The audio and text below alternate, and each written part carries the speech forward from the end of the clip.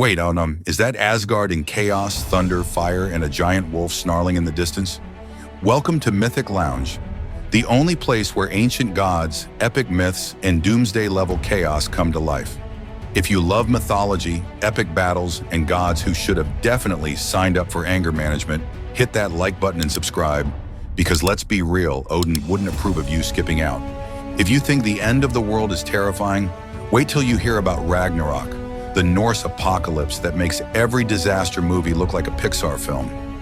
Now grab your axes, warriors, because today we're breaking down Ragnarok, the most metal, most destructive, and most Viking way to end the world. First things first, what even is Ragnarok? Unlike some mythologies where the world just poof disappears or some god resets everything with the flick of a wrist, Norse mythology takes a different approach.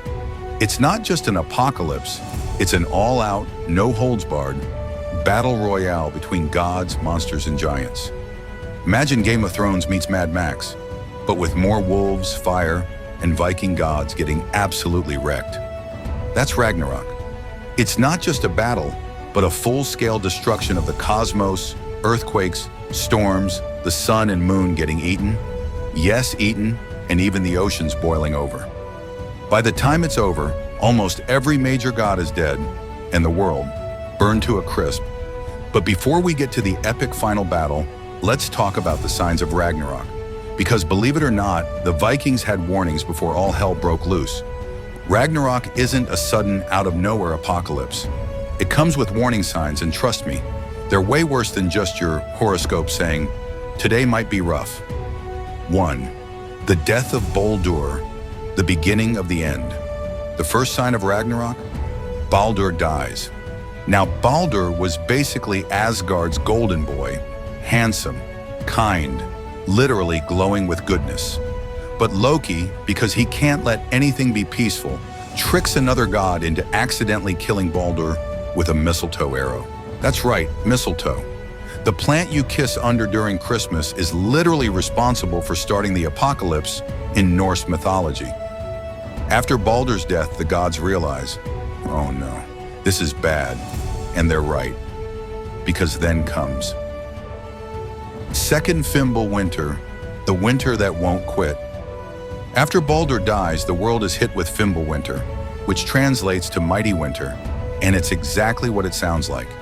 This is a 3-year-long winter with no summer in between, or it's cold, crops fail, and humans basically lose their minds, turning on each other in a desperate fight for survival. If you thought one bad snowstorm was annoying, imagine 3 years of non-stop blizzards, famine, and civilization collapsing. But just when you think it can't get worse, 3. The wolves eat the sun and moon. Remember those giant wolves, Skull and Hati? Well, during Ragnarok, they finally catch up to the sun and moon and chomp, devour them. Boom, total darkness. At this point, it's officially the apocalypse, but there's one more warning sign. 4. The dead rise from Helheim. Yeah, just in case Ragnarok wasn't already terrifying enough, Hel, the queen of the underworld, decides to unleash an army of the dead. Who leads them? Loki. Because of course it's Loki. This means the gods aren't just fighting giants, wolves, and a world-ending serpent. They also have to deal with zombies. Because why not? And that leads us to, all right, this is it, the climax of Norse mythology. It all goes down on the fields of Vagrid, the battlefield where the gods make their last stand. Here's how it all plays out. Loki breaks free and leads the attack.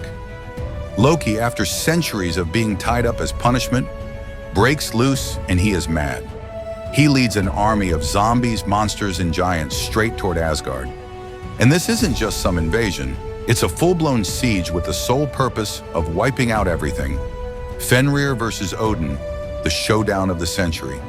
Fenrir, the massive wolf, and Loki's son, is finally free. He goes straight for Odin, and despite all of Odin's wisdom and battle skills, the fight ends with Fenrir swallowing Odin whole. Yep, the king of the gods gets eaten. Thor versus Jörmungandr, the battle that ends 2 legends. Meanwhile, Thor takes on Jörmungandr, the massive world serpent that wraps around the earth. After an epic fight, Thor kills the serpent, but he's bitten in the process. He walks 9 steps before the poison drops him dead. So now Odin's gone, Thor's gone, and the gods are running out of options.